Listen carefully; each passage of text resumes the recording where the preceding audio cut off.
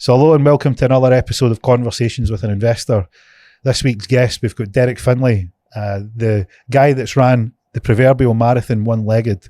We're going to find out how a chance encounter of selling tablet and macaroon led to him tearing up an industry that he had no business being in, and all the twists and turns in his life. So without further ado, let's dive right in. What about your recent kind of medical situation? You want to talk about that? Aye. We can slip it in. I was thinking about when I was coming over. I was writing down, after speaking to you yesterday, I've been thinking about, you know, when you're in a good team and good cultures, and I was thinking about the things that we'd done over the years. And I'm like, what's the magic in there? What is the wee little sort of bits that we can never really put our finger on? It's called the X factor, and it's called, you know, magic, whatever it is, but there's something there. I was thinking about when I was writing down the principles of what a good culture would be. There's never a straight line of ascension from where you start to where you want to go. It's never a straight line, and it's always constant little battles. I was thinking of your life, and I was like, that's a really, really good example of it, because despite being a successful businessman, successful manager, successful sales guy, generally people outwardly would go, this guy's a real big success. Mentored me in a younger part of my life, people would go, it's just a clear ascent to the top. And it hasn't been like that, has it?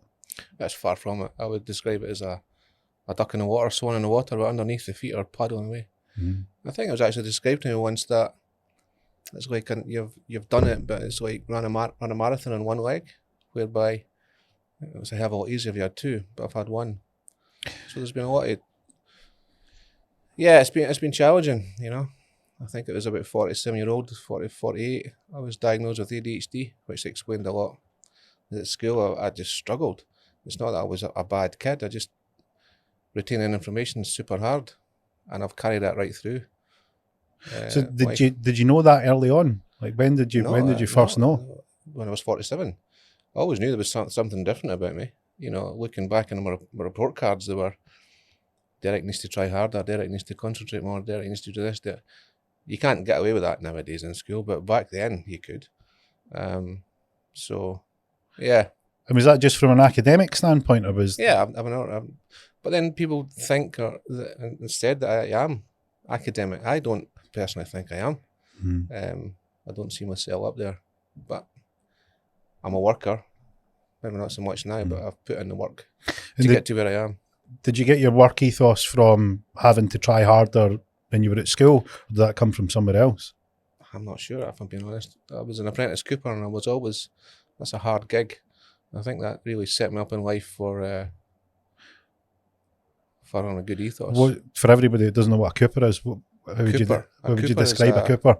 A cooper is someone who makes barrels for whisky to mature in. So I did that from 1986 to 1999. That's a good spell. So it was good. It's a fantastic career, and they can't get enough coopers right now.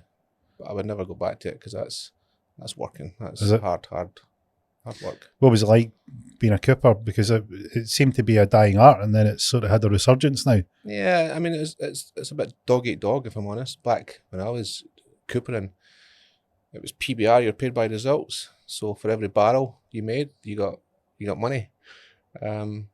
So if you stopped to take a tea break or whatever you needed to do, you're losing money. So greed really was a massive part of it then, and I was greedy for money then. And was that your ethos? Was that the culture in there? That was the culture, absolutely. Right. The culture, for sure.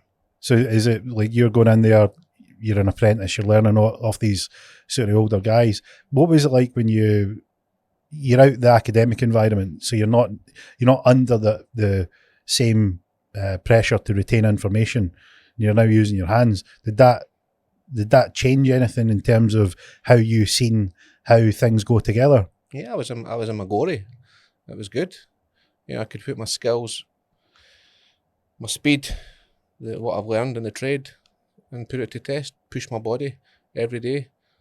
I was making an absolute fortune back in the day. But you realise that it's not all about that as you get older, you know. So do you work for, when you're a cooper, do you work for a brewery, or is it? Yeah, it was Bell's Whisky initially. Right. Then it was Diageo down in Broxburn. Big outfit. Very. Very big outfit. What made you move? So I left there and I went into phones. Actually, I joined DX Communications as just a salesman selling phones. I mean, that's a fairly big That was career massive. shift. And I think I can't even remember which year it was, but it was, I think the basic pay was about £8,000 back in DX Communications, or 12,000. It was Like- what are you doing? You're earning 30, 40, 50k and you're yeah, it was quite a weird thing, but it was a good move. How do you go from, like, you're grafting, you're hungry, it's paid by results, which sounds very familiar, you manually grafting, and then you go to this completely different environment, technology based, new technology, new systems, high street environment. That's about as far away as you can get from Imagine Coopering as when you're grafting in a workshop somewhere. Like how that's not an easy shift. What made you? Yeah, what gave you the idea? My friend at the time, Colin, he was a manager, and he was needing a salesman. He thought I could do it, and he offered me a job, and I took it. I wanted out of Coopering. Coopering was a short career. Mm-hmm. You know, you're 6'3", you're bending over every day, you're swinging a 3-pound hammer about.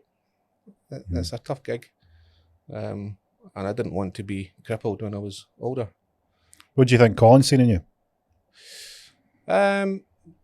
Maybe the ruthlessness that can come out in terms of the sting in the tail for a salesman. Read people, read situations.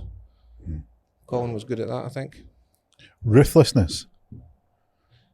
Yeah, the sting in the tail. Tell me about the sting in the tail.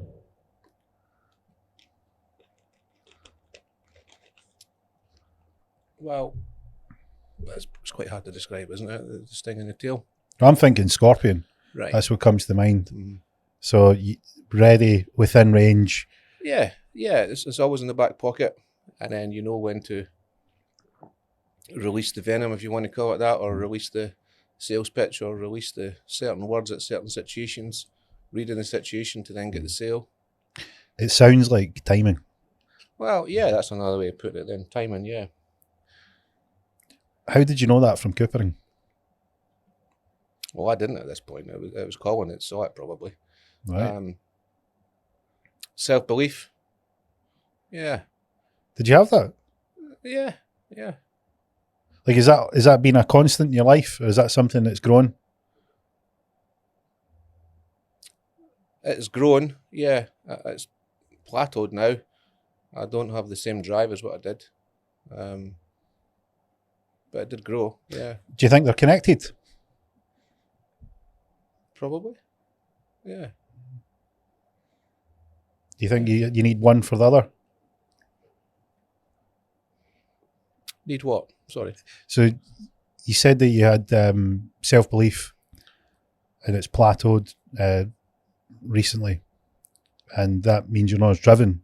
I was wondering if you've seen the relationship between self-belief and drive, as you can't have one without the other.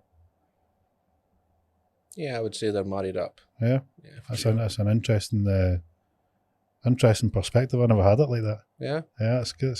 It's quite good. So how do you think they go together? They just do. Yeah, they just do. So you didn't have the time, and then Collins sort of spotted that, hey, we've got this guy. Quite rightly, I mean, if you're what you've described there, you're working to target. You're hungry, clearly doing well, and not scared to put in the work. But he spotted that there needs to be some refinement of that process to go from one trade to the other. So he must have spotted that, where he thought, yeah, he's got the raw talent that we can refine. It's interesting that he's seen that. How did he see that if you were coopering? Was he a cooper? He wasn't, no. I spent a lot of time in his company out with. He knew what it was like in terms of personality, so I think that's got a lot to do with it. How did you see when you're thinking back to being finding it tricky at school? Did that navigate how your personality formed? Yeah, you put on a persona. Absolutely. Right. It's like a cloak that's not really you, you know. And still to this day, I use humour as a shield to then get through situations. And people sometimes take it the wrong way, and it's not really meant that way, but it's just a shield to get through the situation, possibly. Mm. And having ADHD, you don't have a filter, so you say a lot of things without it going through the filter stage, which can get you into a bit of bother now and again as well. So humour without a filter can be tricky. Deadly. Yeah. Have you got any situations that come to mind? Anything where you've put your foot right in it? Yeah, I can't repeat it on here, to be honest. But there's been a few. Yeah. Would we be breaking the community guidelines if we fired them up? It wouldn't really. I don't know. Some of the stuff out there, long live the internet. Some of the things that people have asked and the questions. It's like just when you think you've seen it all, it's like somebody's like, "Hold my beer, watch this." So I reckon if you're that way inclined, if that's your persuasion, ADHD and no filter, I think there's a lot of people out there that like that style. Despite you might ruffle a few feathers along the way. Speaking of feathers, I remember seeing a picture of something to do with a barrel in coopering. What was the story with that picture? That was 1990. So yeah, when your apprenticeship's out, you go through a ceremony and you get tarred and feathered. But there's a bit more than just tar and feather in there. It's they leave a bucket in the toilet for the coopers, and they then do what they need to do in there, and then it all gets poured into the barrel with the apprentice in it, which at that point was me. Yeah. Did you know? Cover. Well, yeah. I knew what was going in it. That's just an old tradition that's carried on throughout the years. And are they sort of adjusting their diet before that to maximise the effect? Who knows? It was black, so it was all mixed in with whatever it was. So it was pretty disgusting. So what do you think? What do you think of the current generation, the complete snowflakes that talk complete pish about, my trauma, my difficulty, my hardship, and you're going through a ceremony where someone has shat in a bucket, mixed it with tar and fired you in as a ceremony, and you're standing there with a smile on your face, paid by result. How do you square away that sort of? I think the world's went mad, if I'm honest, with the politically correct ethos that they go down. Yeah, that's a different generation now. Well, I seen a post, and it was along the lines of, only in a world where someone's wearing 400 quid trainers and a 1,500 quid iPhone can record a video and post it on social media and say they're oppressed. It sums it up. I think, maybe, I'm sure every generation said this, where they've said, like, it was different in my generation. But, I don't consider myself that old. And I'm between people that are much more hard and tough, durable, learn to hang tough. And I was very lucky to be around guys like you that were older than me. And I could see, I was close enough to that generation where, hey, look, this is just the done thing. You need to harden up. You need to get after it. Toughen up. It will do you the world of good. And I can also see the next generation where you're like, man, you're going to get eaten alive. And it's a funny perspective to have, especially when you become a parent. When you become a parent, you're like, whew. And I think Dana White recently said something. He's like, see if you're a savage in this time now, world's never been easier. You will steamroll everybody because they're too soft. And I think the world's needing a little shake up. What do you think?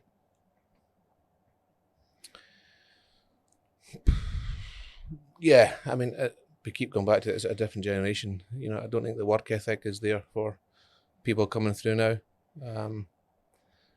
And it's a rarity when you find someone that's got that work ethic, that ethos, the correct way of thinking. everyone, including myself, is tied to my phone, which is it's not good. You spend half your life looking down. That's not living. It's not living in the moment. It's not smelling the trees and the flowers along the way. That's something needs to change. I think we're just puppets on this earth right now, and we're getting railroaded into things that we don't really want to do.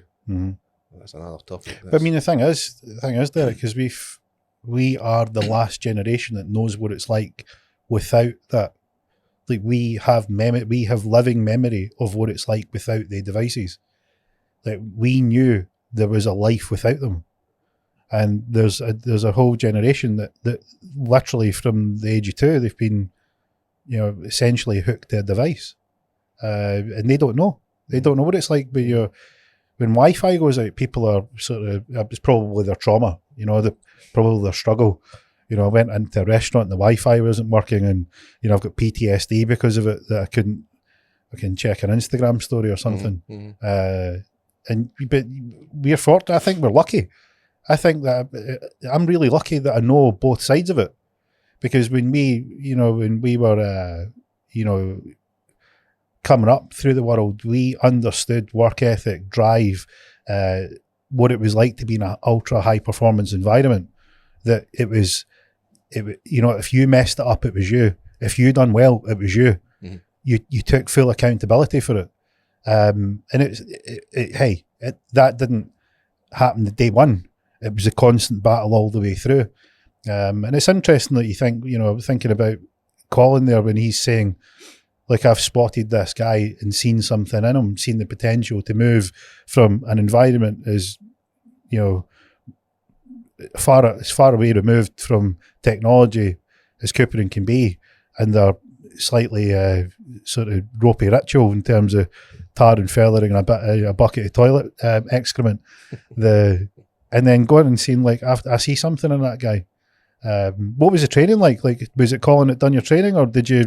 Yeah, I think we went to a training course, and the rest was in-house. That was good times. It was good. It was good. Did you take to it straight away? Yeah, it was good. Yeah. Did it seem easy to you? Yeah, it was. What did you find easy about it? Apart from the system, I think I had somebody to do all the background work. I just did the sales, the front desk.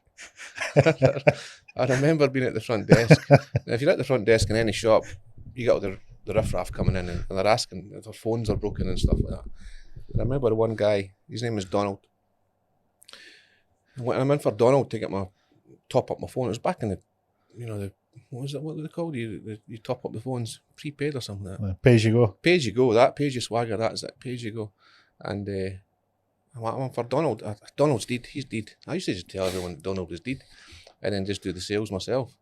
That's pretty ruthless, that's bad. So people haven't clicked. Somebody's came in to see a guy called Donald in the shop, and you've thought, well, I'm going to sell him. I'm not going to pass you to Donald because he might sell you something. I'm going to say that Donald had an untimely passing and he's dead, and I'll sell you it. But crack on, sit down, I'll do the job. That's not nice, is it? No. That was fun at the time. It's still funny now, but yeah, Donald's still living. He's not dead. Right. Where was Donald at this point? Did you just send him on a... He might have been on lunch, he might have a day off, I don't know. But Donald wasn't in the shop anyway. He just hoovered it. He's gone. Yeah. Phones. In the system, you just couldn't get the hang of it? Not really. No. I just sold a couple of tariffs that I could get my brain round. Back in the day, it was every day 50. And I think you got 50 minutes every day after 6 o'clock. Uh-huh. So you get businessmen and women coming in for their phones for during the day, and I would still sell them every day 50. I'm getting 40 pence a minute, getting charged or something like that. Because I just had it in my head every day 50. I know how to hit the key for that one. Yeah. Crazy times. Good though. But I mean, what was it like going from? I'd imagine like people don't really comprehend the work ethic part, because you really grafted. You like to be up early. You like to put in the hours. You like to be there as much as you could be, and that sounds like it came from Coopering, where it's like, look, if I'm here, I'm making money. If I'm not here or doing something else, I'm not making money. So I'm going to go hard at it all the time. And that's foreign to people because they like to sort of cut themselves a bit of slack, have a bit of time to themselves. You're just not wired that way. Mm-hmm.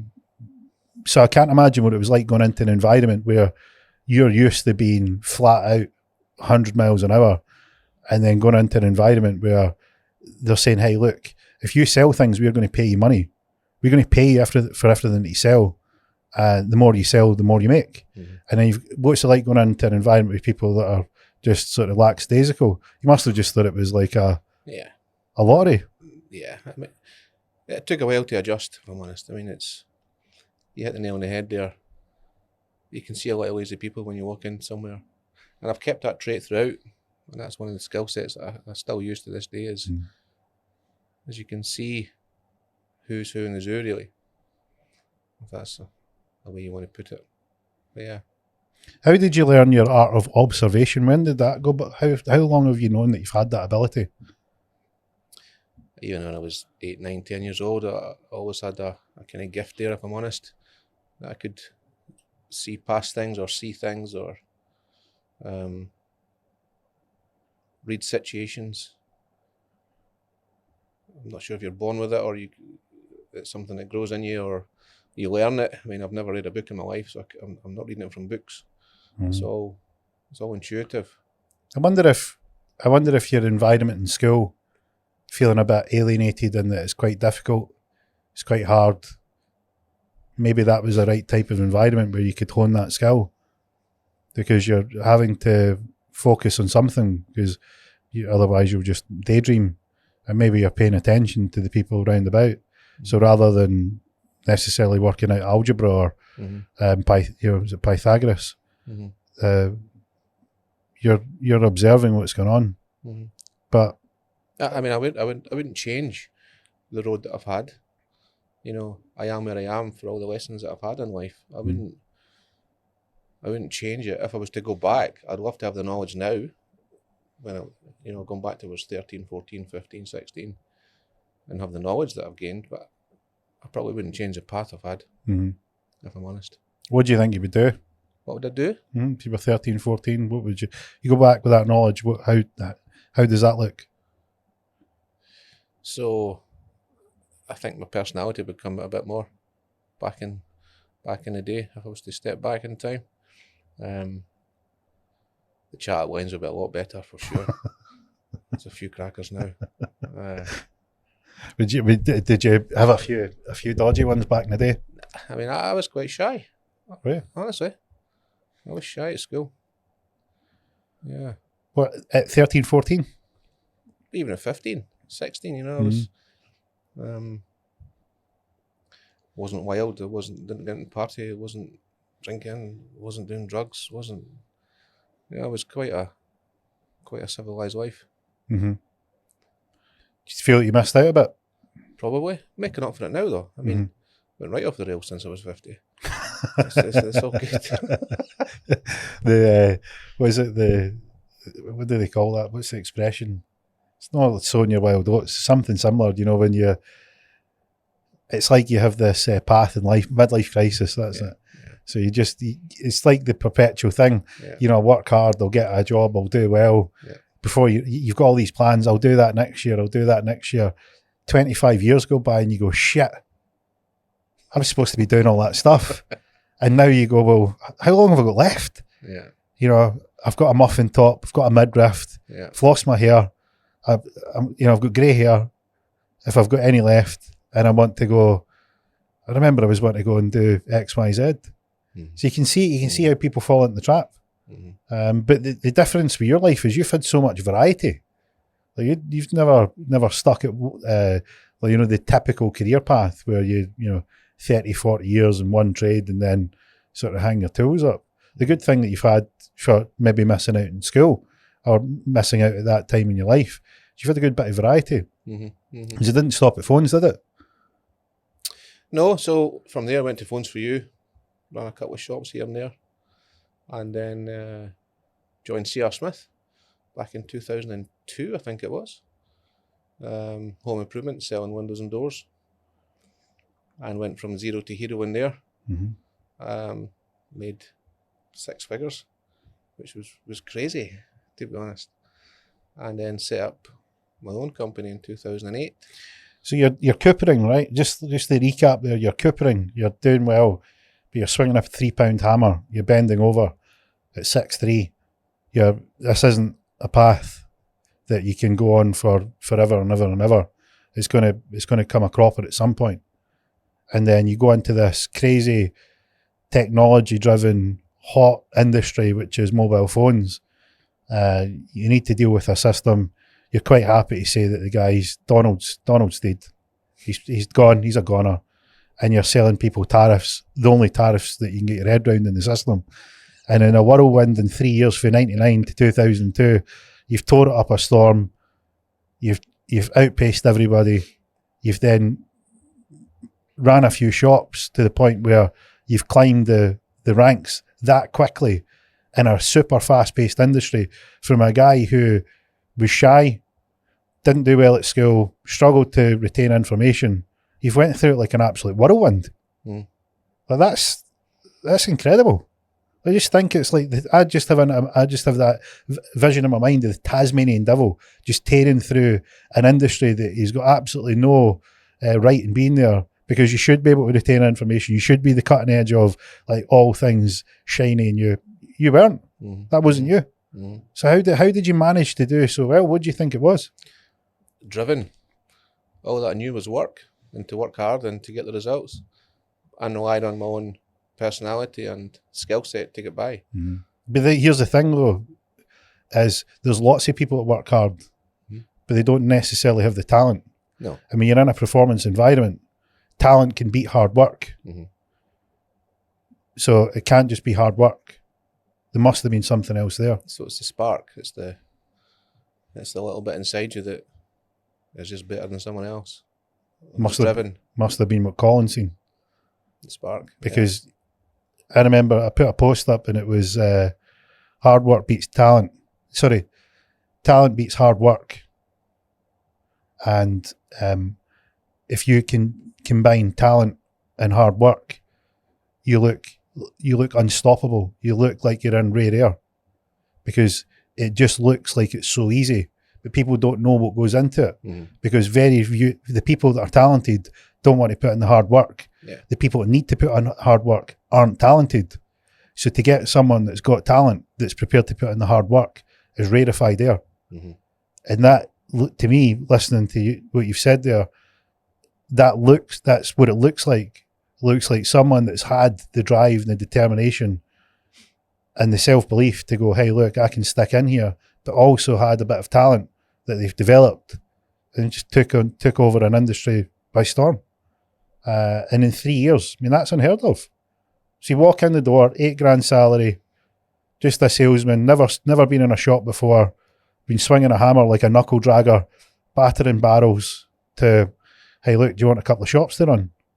It's incredible. Do you think, looking back, do you ever give yourself the credit for that? Probably not. No. Yeah, so maybe I should go back in life and pat myself on the back. Pretty good going. Did you think that, I mean, even, I remember some of the guys coming up, and you know, we've been lucky enough to see some real rising stars, some real superstars. You can tell. You can just tell when you see somebody, you go, you've got it.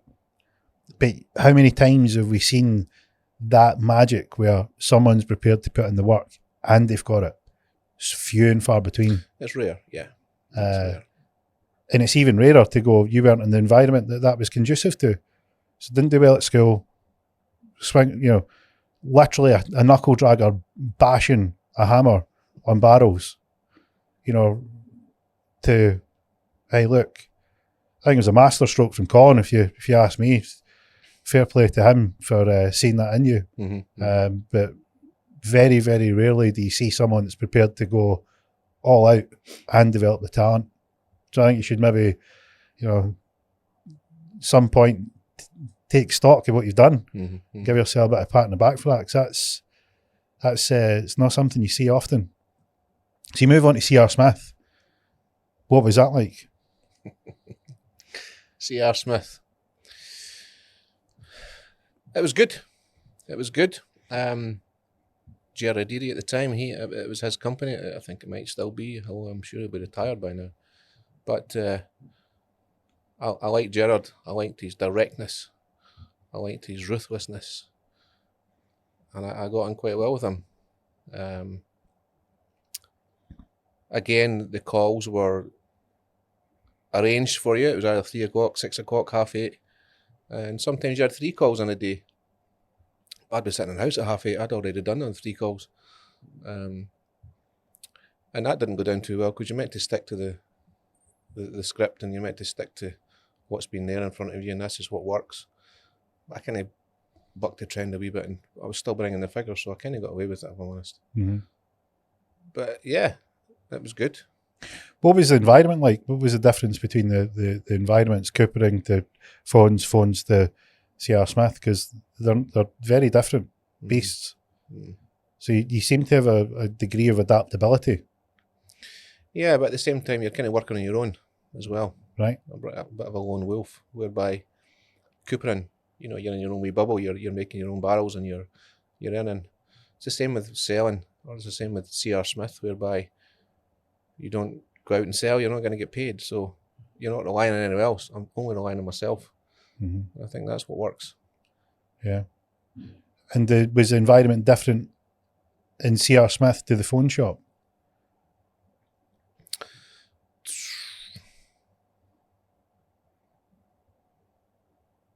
I wouldn't say much varied. Mm-hmm. Was it different in terms of performance? Was it different in terms of, was the caliber of what was expected of you the same? I mean, you've not got the same sort of working pattern. You're dealing with much higher values of orders. So it's interesting that you don't really seem to notice that there's much difference, but there's a significant difference from like someone, taking a phone that they're going to, pay monthly for, and then do a significant order value for some improvement work in their house. And that, if you narrow it down, it's right down to people skills, because you're dealing with all sorts, walking in for a phone or walking in for home improvements, from a surgeon to a doctor to someone that sweeps the streets. They're all people at the end of the day, and they're all, if you can relate to them on the level that you can, and if you can laugh and bring humour in, then I don't see the difference in it. It's all the people industry, the entire thing.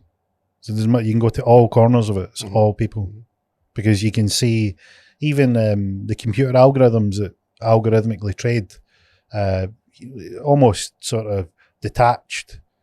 It's a computer that calculates all sorts of indicators and data.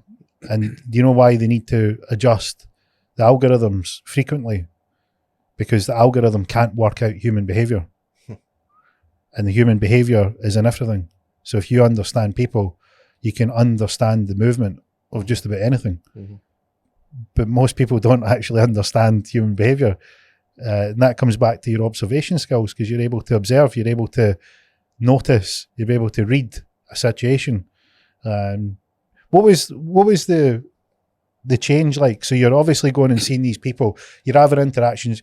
I don't imagine that you're customer facing when you're doing coopering, but you're customer facing when you're working in the phone shop.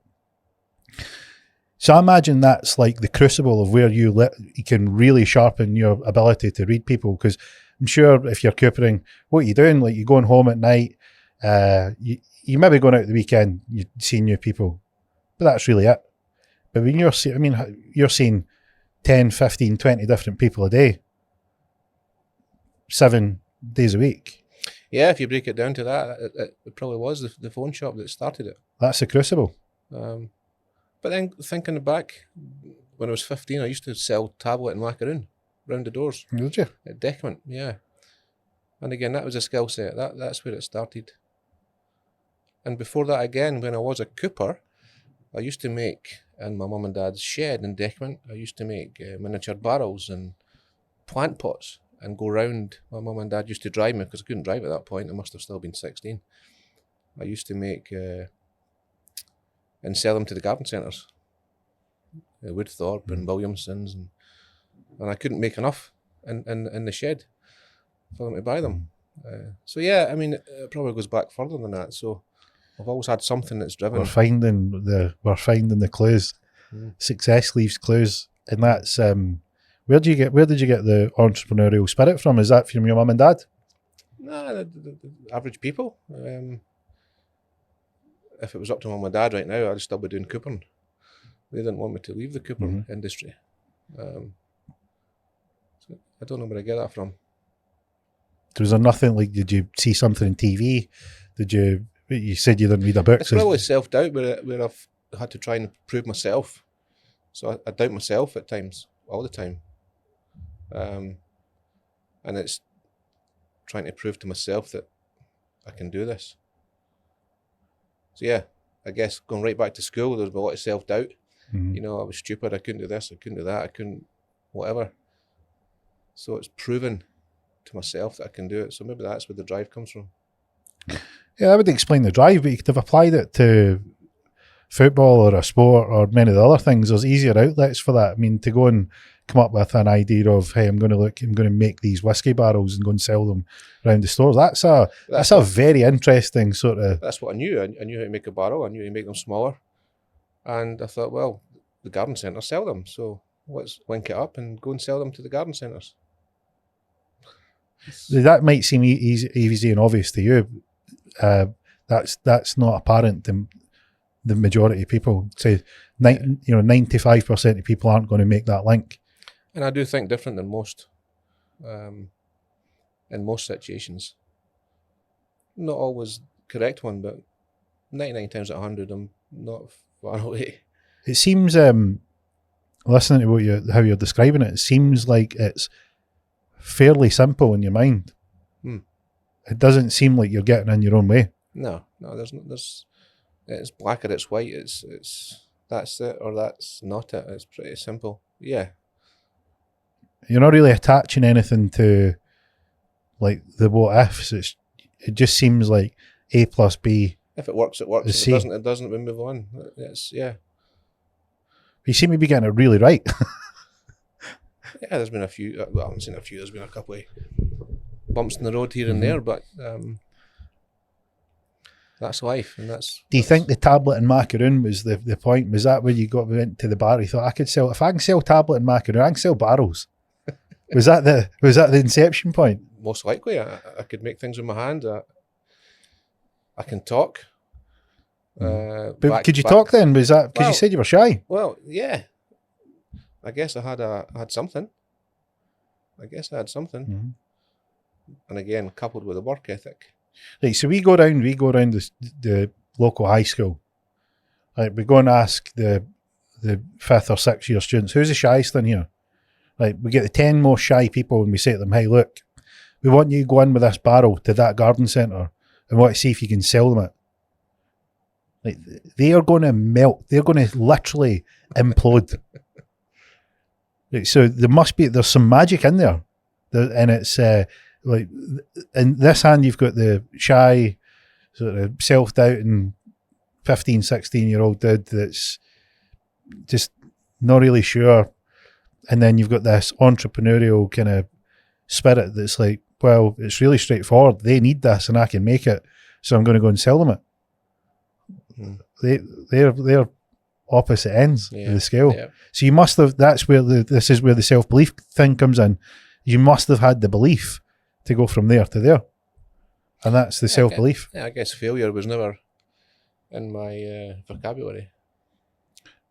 It probably still isn't, actually. Was that because you were daydreaming out the window at school when they were teaching the failure bit, what failure means? I probably couldn't spell it. So I never came in there. You didn't read that book when it says this is about failure? So, I'm busy. I've got barrels to make for the garden centre down the road. Yeah. You can crack on with the book stuff. Yeah. So that's interesting. I wonder if it's like the wee wins like you get along the way. I wonder if you go out, you try and sell the tablet and macaroon, you get the little win where somebody's like, yeah, I'll buy it off you, son. And you think, that's good. And you feel good. That eases the self-doubt where you think, I've maybe got something. And then that's led into the barrels where you think, well, I can make barrels and go and do it. And then you go into this performance environment. The good thing about a performance environment is it's about performing. And if you've got a good work ethic, you can do well. But then they've culminated where you've learned how to do the hard work in coopering, and you've got the little wins from selling the barrels and the tablets, and then it's culminated when you've got to somewhere at that cutting edge technology where it's the phone shop. So you can see how it's all meshing together. And then that's just, then you're in the crucible where you can develop this skill of reading people, and you're using that talent and that innate ability that you've got, and you're honing it all the time. Your chat lines are still pish, but you're reading people really well. And then you go into an ultra high performance environment where, you know, if the phone shop was hard in terms of that's the cream of the crop, you were going to the cream of the crop in terms of the who's who in sales, because you know what it's like in the sales industry. Salesmen will follow the hot money.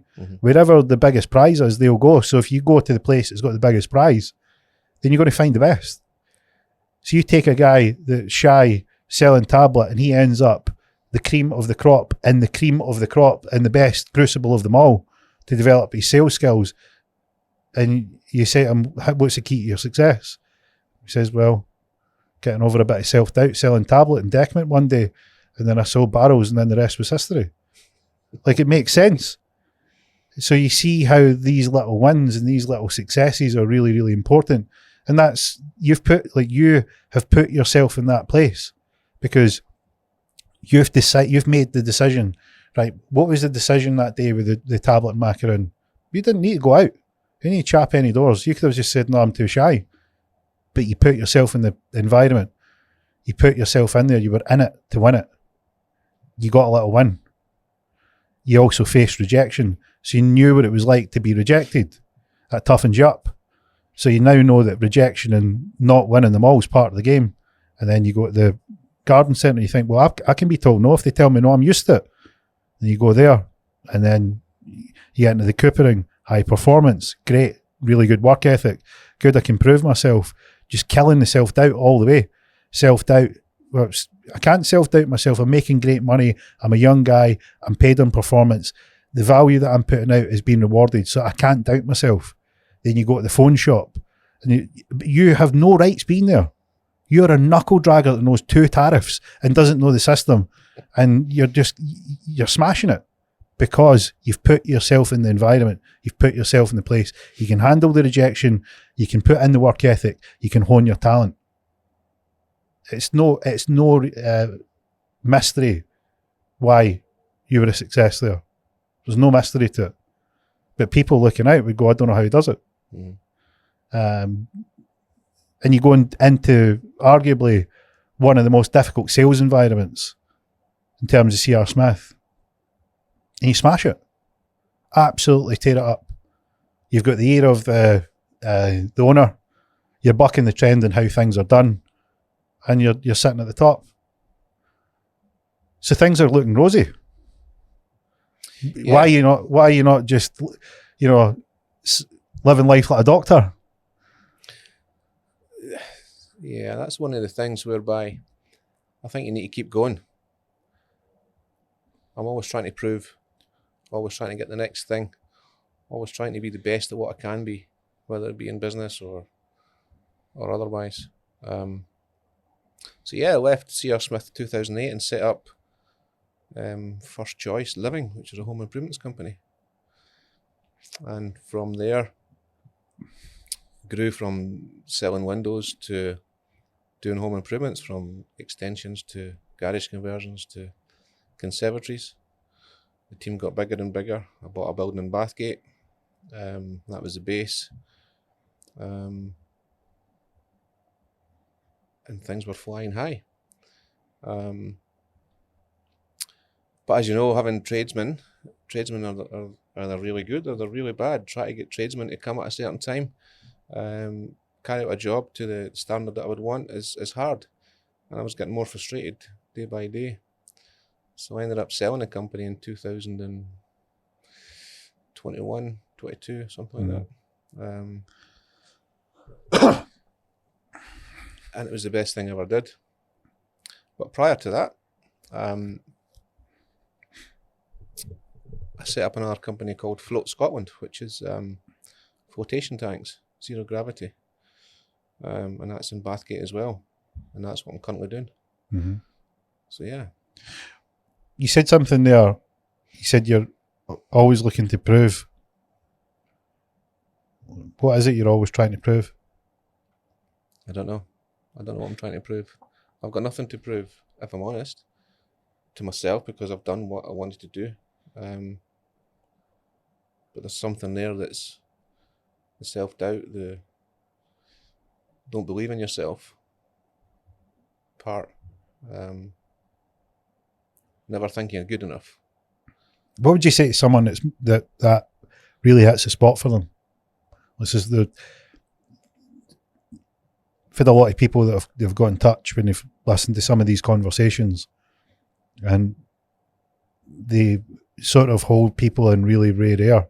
You know, they hold them on a pedestal because outwardly they've achieved phenomenal things, and even just recounting some of the things that you've done, it can almost seem out of reach to the majority of people. And then you'll say something like, you know, I had to prove to myself, and I don't know what that is, but it's doubt, and that just closes the gap. What do you think? What would you say to someone who maybe feels like that? I've got no doubt in my mind that there's many people out there who've got self-worth is minimal, self-doubt. We all doubt ourselves, but if you believe and if you think you can achieve, then you'll achieve it. You just need to keep going. No one's going to do it for you. If you want it, go and get it. And that's easier said than done. It's quite flippant, but it is true. No one's going to get it for you. So is that what you think when you right? So you're sitting there, self-doubt's clouding your thoughts. Is that all you say? Nah, is there anything else in there? I think the older we get, we realise that we're all winging it. Everyone's winging it, no matter what they're doing. I think I'm winging it. I'm sitting talking to you. What are we doing sitting here? Talking about my life. It's I think we're all winging it. We can be good at something, but we wing most of it. Would you agree with that? Did I tell you the story of Phil? So I had Phil on episode 2 and episode 4. So Phil, on the topic of winging it, right? He was part of the decision when he was 8 years old to amputate both his legs, so his feet. So he's got prosthetic limbs, and I met him at a trading event. So down at a seminar, got to know him quite well. We had a few drinks after the seminar. So it's maybe the third time that I've met Phil. But you know when you had it off with someone like the guy. Did he get legless? Well, he did at that point, but in more ways than I thought, because he was sinking the drinks pretty quick. And I said to him, I was like, Phil, we need to order you some like pizza or some chips. You're going to get pished. Like you can see it's coming on fast. I'm like, he's like, look, I've got something to show you. I'm thinking, where is this going? And he rolls up his legs and he's showing me, and I would have never known he had prosthetic legs. Wow. And I was like, well, you know, I was right on cue. Like, well, you know, here's me worrying about you getting legless, and it seems like you beat me to it. So he done loads and loads of things. Same thing, loads of self-doubt, imposter syndrome, just complete masterstroke in a few decisions, but riddled with doubt. And he says that there was a job, he got into cyber security. He was, you know, building computers. He didn't have the money to improve his computer. He said his computer, he was like, I needed to buy sort of pieces and build it myself. So he became really, really good at all things computing. And he ended up breaking into a data center as an ethical hacker, where he's trying to get into, you know, a secure building. So he's looking for points to break in, and they bypass security and get in. And within 10 minutes, they've got 50,000 sort of credit card details. And, you know, they eventually get rumbled. And he was saying it was just the complete buzz of doing this. And he says, like, from a guy that had no legs, didn't fit in at school, just wanted to play, was in agony with the legs, ended up getting them amputated, all the way through to like breaking into data centers. And he goes on to do cyber security, and he works for a big bank. So he had this role down in Canary Wharf. So they're in a board meeting, and he gets the list of the people that are in the board meeting, and it's the who's who. right? So talking about winging it, he's like, there's no way I should be in there. Like these are the big players. You know, I have got no place in there. The imposter syndrome's now strangling him. He's literally sort of terrified to go in. So he's in this boardroom meeting and he says, look, for 5 minutes, I didn't say a word. I didn't want anybody to look at me. I didn't even take my suit jacket off because I was sweating that much that my white shirt would have been see-through if I took my jacket off. He says, and then within 5 minutes, after listening to them, I knew that no one had a fucking clue what they were talking about. That's true. Just to your point about winging it. Absolutely true. This is like, you know, boardroom in a big bank in Canary Wharf. Yep. He says 5 minutes, and the whole, he's got it in his head that it's so big that these people are the who's who, and within 5 minutes, so 300 seconds, he's known that nobody has a clue what they're talking about. And the reason he was in the room was he had the skill set to be there. To be fair, that's 4.5 minutes too long. He should have done that in 30 seconds. He's taken a while there. He's probably trying to think about his shirt. I can't imagine what's going through his mind, but it just goes to show how we get in our own way. Yeah. We really get in our own way. And that's, I guess, what you're trying to say is you're saying, hey, look, don't get in your way. Try it, because nobody's going to come rescue you. You need to do it. And what's your alternative? If you don't try it, then you're just going to be the same anyway. I guess I'm not adverse to risk. That's the thing. A lot of people are, you know, they think about what happens if this and that. Why, if it happens, it happens. It's, why would that happen? That doesn't come into the equation. If you do it right, then it's not going to happen. But it might. Well, no, just go and do it. Yeah. What do you think made you have a good appetite to risk? What would make you have a good appetite for it? You got a healthy appetite for risk. It could be lack of brain cells. I don't know. I don't know. Have you came across anyone that's had the appetite for risk? I've got a good appetite for risk. I've been around a lot of people that have got a healthy approach to risk. What's the key chain and what's the ingredient? They tend not to get hung up on the risk part. They balance it out with what's the reward. So what's the likelihood of failure? What's the likelihood of success? And what's the likely risk to me if it goes wrong? And what's the reward if it goes right? It's a balance. It's a simple, balance. See, I wouldn't even do it as much as that. If I get the feeling that it's right, I would do it. You say you get the feeling. What does that feel like? What does that feel like? It's a gut instinct. Intuition. Yeah, you know if it's going to work or not, or you know you should do something or not do something. You know when it's wrong. You know when it's right. Yeah, that feeling is there all the time. Yeah. With us all, we just don't listen to it. We don't listen to our intuition enough, I don't think. Why do you think people don't listen to their intuition? Because they're sleeping. They're not aware of it. They're not aware of their surroundings. They're not aware of what goes on in the body. How did you develop that skill? I don't know if I've developed it. I think I've always had it. Has it been the same all the way throughout? It's been fine-tuned over the years. Okay. But I think I've always been a little bit different. And have you got any sort of tips on how someone could develop that? Stop and breathe. Take a deep breath and feel your body. Feel where you're sore, where you're feeling a pain. Well, that pain's related to something, so why is that sore there? But the first thing is to stop what you're doing and get out your head and into your breath. Listen to your breath. Feel your heartbeat 3 or 4 times and just be present.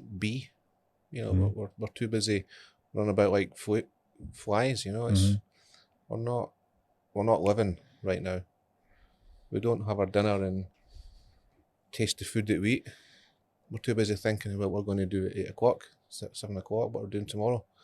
And I'm guilty of it still. But the more I'm speaking about it, it's still the wee things that you learn throughout the life's course that you should be doing. We don't take time.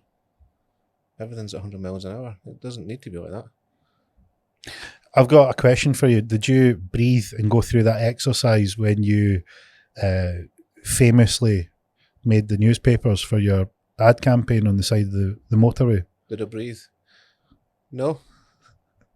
I just did it. But I knew it was risk adverse, and I knew we're going to get bad press. Tell me the story. But Tell everyone the story. What happened? Because I'd like to know. I think it's a good point to put in intuition, risk, and going for it. Mm-hmm. So let's have it. So it was with the home improvements company at the time, and sex sells, I believe. And Yes. It's one of the biggest industries in the world. So I thought, right, okay, how can I combine that with windows and doors? Thought long and hard, maybe for about 3 minutes. And I thought, right, well, there's a field in Bathgate and Whitburn and a couple other places that are absolutely chock-a-block, people passing them on the motorways and things. Who's the farmer? Let's go and speak to the farmer. Let's get a billboard in their fields. And so that's what I did. And I got a couple of banners made up of various things with pretty sleazy logos on them, and just to get people talking. It's taking it to that line and beyond a little bit, but just enough to get people's attention. What sort of things were on the banners? I think that one that comes to mind was it was an advertisement for doors, and I had 4 or 5 doors there, and I think I had a woman's back there in handcuffs at her back, and I wrote something like backdoor experts. So it's leaving it to the imagination, but if you tie it in, it's pretty crude. But people remember the things like that. People remember the punchlines. You know, it's taking it to that line. That particular one made what was on the back. It was on the back of 50 Shades of Grey, actually. So I'm going back maybe 6, 7, 8 years, whatever it was.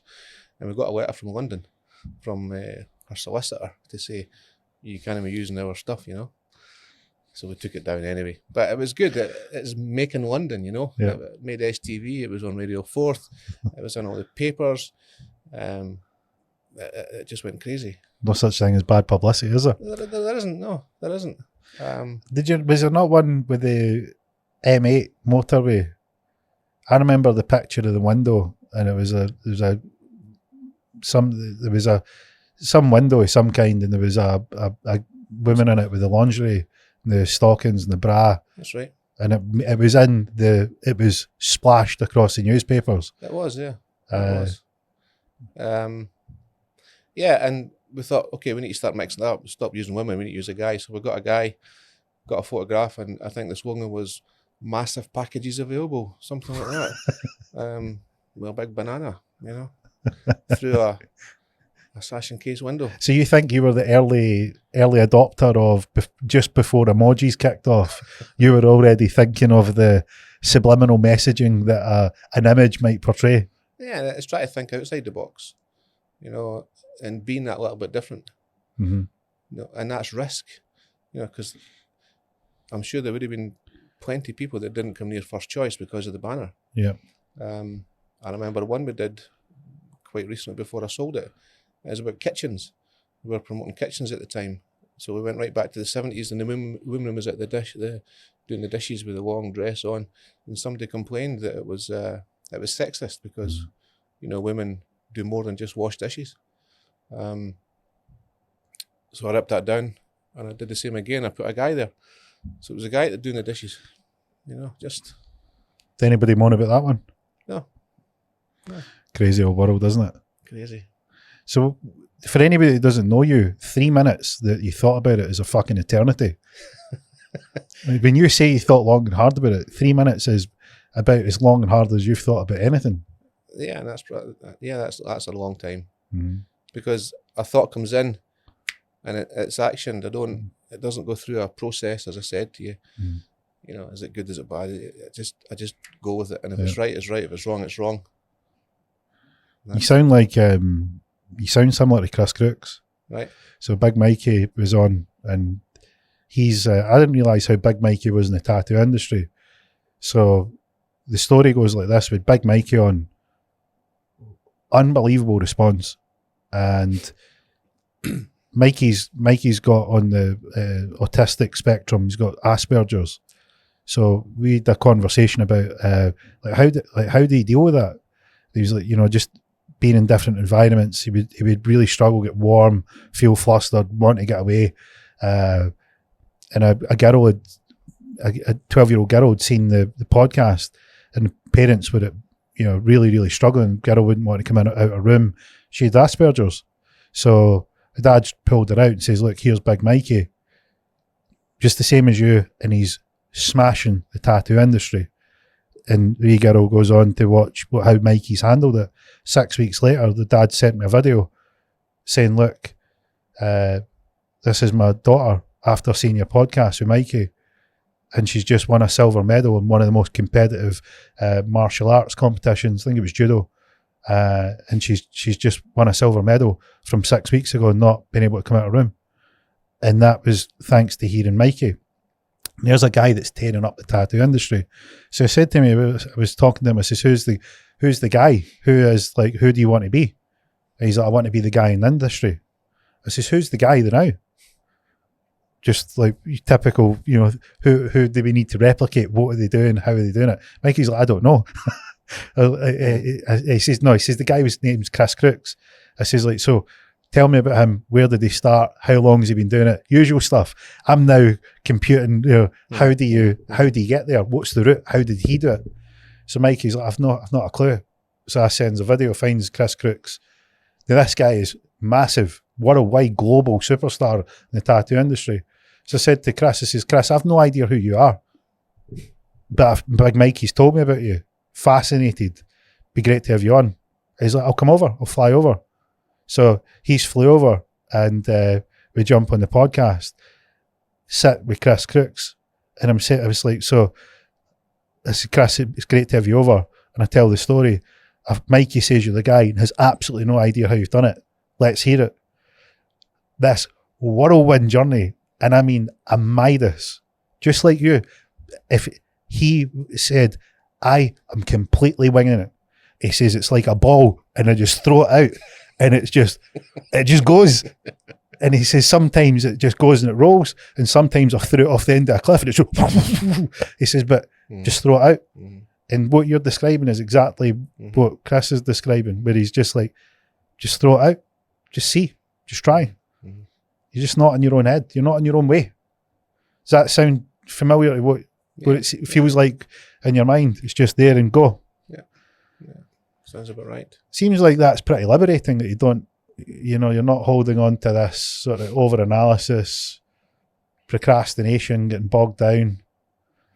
Yeah, I mean, if a surgeon was to open my brain and, men's brains versus women's brains, they're completely different.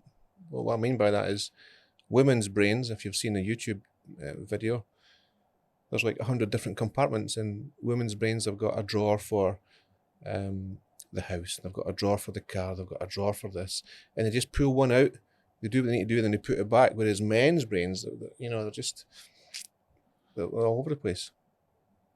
What does your brain look like? I don't think there's much in it,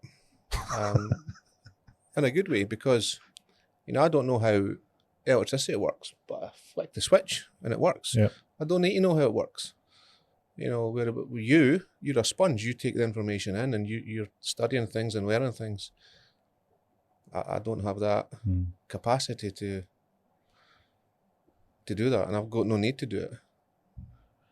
I don't think you're academically intelligent. I think you're extremely intelligent, but you're not in a academic sense. Like your intuition and your sense and your ability to tune into your intuition makes you very intelligent that way, but not in terms of like a academic sort of measurable, rote, repetitive exercise way. But like if you look at one of the questions that's in the IQ test, I don't know if you know this, but there's a thing in the IQ test where you need to connect one dot to the other, and the only way to do it is to go outside the box. Like, and you wouldn't hesitate figuring that out, but most people stay within the box. Buck the trend at C.R. Smith. You really shouldn't have been in the technology phone industry. Buck the trend there. You just don't have that ball and chain holding you back. Despite the fact that some people might say, well, you know, you don't have the academic acumen, but it's not on your way because you're using the things that you're good at. Mm-hmm. So if there's people out there that feel like they're a bit like you, what advice would you give them? If you like, imagine you're giving the advice to the boy that's out there that's the 13, 14, 15-year-old version of you. What are you saying to him? Or girl, I mean, like, yeah. I mean, one of the things I'd love to get involved in is getting one or two of these people and bringing them into the business and showing them the ropes, because you can see sparks in people, you can see who's got it and who's not got it. But for people that they're doubting themselves because it's tough out there in school, you know, I think the rate's as high as it's ever been with people skipping school. Yeah. Because it's just, you know, there's lots going on. There's a lot of change in the world, so it's affecting people in different ways. Keep believing, keep going, you know. Drop me an email or a phone call or whatever, and I'll talk to them. I think we should do it. I'll give you an idea of something I've done yesterday. It's a guy called James English, who's a Scottish podcaster, really doing well. Turned his life around. By all measures, just a meteoric U-turn in terms of where he started to where he is now.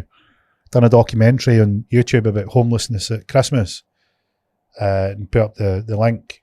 You know, messaged him and says, look, if you've got anybody that you think has got a bit of potential that just needs a chance, I want to find out about them. If they've got a bit of it and they just need that nurtured, what a thing to do. Yeah. Can you imagine taking someone off the street? Yep. Just that little spark's there. That might be all they've got. Mm-hmm. And they just need somebody to believe. A chance. Just need a shot. A chance. Yeah. Think you would be interested in that? 100%. I'd love to set something up in business. You know, I've looked at the Dragon's Den type scenario and come up with something like that. Going with another 3 or 4 investors and putting money up to get a business funded. That's all in my peripheral vision that I'd love to do. You'd be good at it. You'd be good because it's not complicated in your mind. What type of person would be the right fit for you? An investor or what? Investors are therapy. I can invest. It's fine. Right. You mean Who's people? The people. It doesn't matter who they are, as long as they're willing to work. They come across okay. They don't lie, because that's a big pet hate of mine is lying, because people wing their way through interviews or life and they're telling you what you want to hear. I don't have time for that. I think the older I get, the more you realise that just tell the truth. You know, if I don't want to hear the truth, I'll tell you I don't want to hear the truth. But so yeah, I'll be looking for honesty, complete honesty, why they're here, what they want to do, and what their end goal is. What do they see themselves in 5 years' time? How big do they want to be? And the bigger the better. If they want to be global, then that's even better. How important do you think goals are? How important is goals? If you'd asked me that when I was in my 20s and 30s, I would have said they're very important. I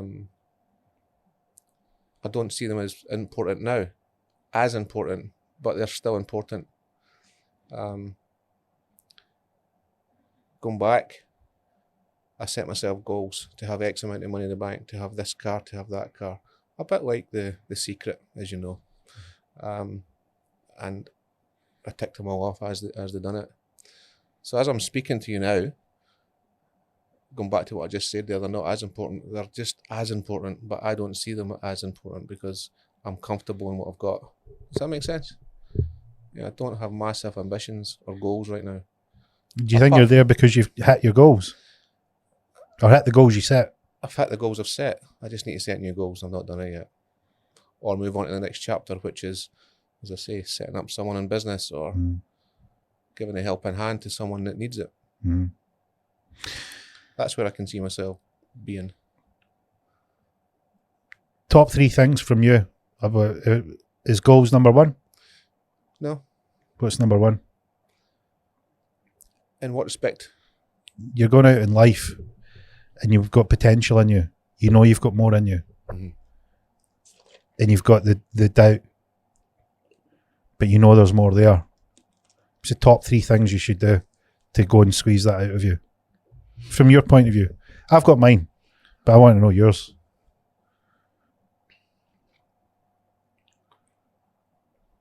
I don't know, George. Is goals in the top 3?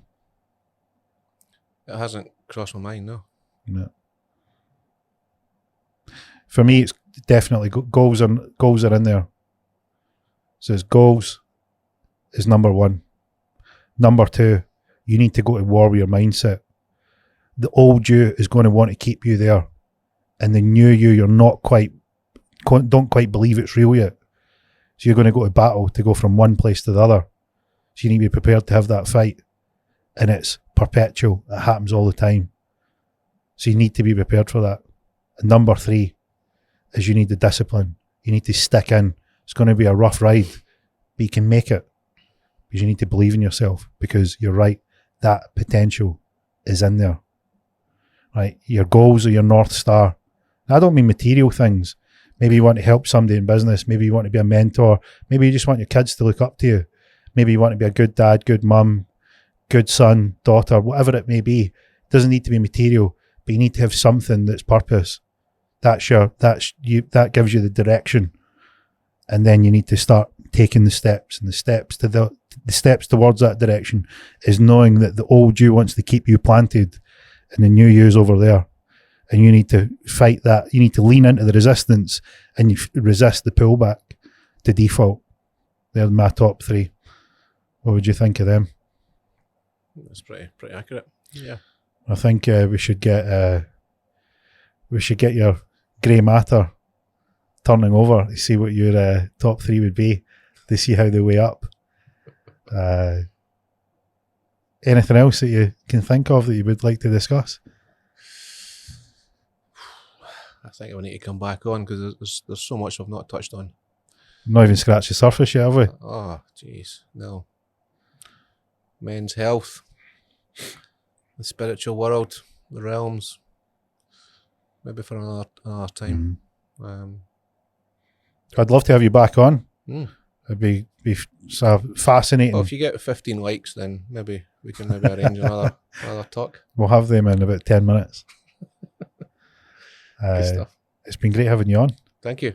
And we'll topics for next time. Derek's top 3: men's health, spirituality. Yeah. Well, you can hit us up if you like the sound of that. Anything else you want to add onto the list for the next episode? That's good for now. That's good. Well, thanks for coming on. It's been a pleasure. So that's all from us in this week's episode of Conversations with an Investor. We've not even scratched the surface. We've had Derek's twists and tales of his story, and I think there's way more to deep dive into. Then we're going to give the poor guy's brain a bit of a rest, because he only thinks in 3-minute spells, and he's given us way more time than he's used to. I hope he's enjoyed everything that he's covered off. We'll be in all the social media platforms. We're at Conversations with an Investor. We're on Instagram, Facebook, YouTube, TikTok and Twitter. The clips will go up. If you've got any questions for Derek's next episode, hit me up. If you are out there and you fancy being mentored, or you've got a good business idea, or you think you've got the spark, you can email in to hello@cwipodcast.com, or you can contact Derek. His information will be in the show notes. So if you need backing, you need a mentor, and you think you've got it, let us know. And from us this week, that's a wrap.